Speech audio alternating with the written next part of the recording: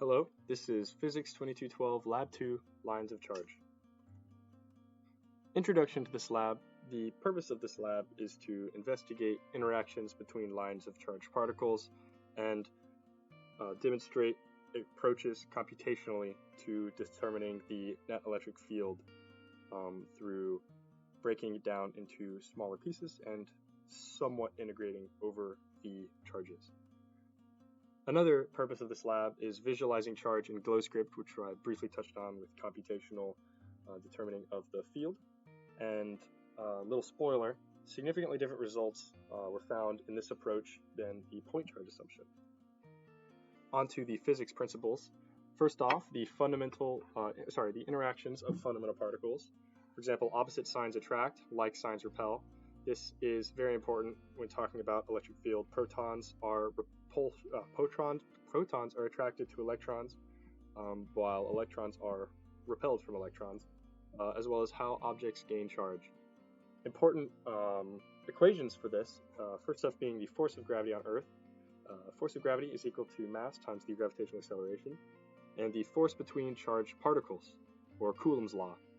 The force is equal to Coulomb's constant times the two charges over their distance squared, or in the case of our situation where the charges are equal, the charge squared over the distance squared. Over here is our sort of free body diagram modeling the forces that we expect to see in our system being the tape, our surroundings being, well, everything else. So delta E, which is our electric field, is going to be these green arrows, which can be seen. It's basically the breakdown of the net electric field over all of these particles. Yellow being total gravity, white being total electric field, red and blue being our two different tapes. Onto the code, there were two main sections of the code we had to change. First off being a function to create the electric field, or to determine the electric field given the charged particle and a location. So first off, we define our R vector by taking the observation location and subtracting the position of the charged particle, or our source. Then plugging it into Coulomb's law, we get the electric field. Another thing we had to change was the display of the electric field. First off, we have the scale, which you had to determine sort of by a trial and error, guessing a little bit, as well as the force scale. We have the definition of the force of the electric force on the top by the bottom, which is simply just the electric field multiplied by the charge, which is just Coulomb's law. And then we also had to edit to display the axis of the energy at the top to display the correct arrow for the field. So this is looped on for all of the particles to allow the sort of an integration of them all. For our results, some assumptions we made. Both tapes were identically charged. So this is a big assumption because, in the real world, like based on how we strip the tape off the ground, stuff like that can really change pretty significantly how much it was done. So that's a pretty big assumption, along with the charge being evenly distributed.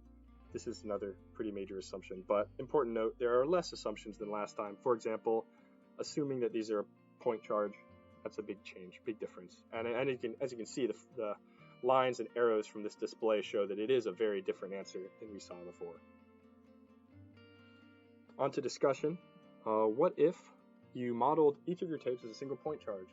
So compare the values you got that to your line charge model. So the electric force in this lab was measured to be greater. This was, because of setting the electric force equal to the gravitational force, is a very large assumption, which can be way off the real answer, mostly due to the fact that the force binding the tape to the boxes and keeping it in a stable XY plane and holding it down is completely ignored in that approach, while this approach, using the charge experimentally measured in the last lab to do our own calculations, is a lot more accurate. And the other question, why do these estimates differ? Which value is likely to be more closer to the real value? These estimates differ because the model is not restrained by gravity, meaning the maximum value is not limited to the force of gravity, allowing for extra forces to be accounted for indirectly. This is because we know there is a force of the tape holding it down to the box in addition to gravity.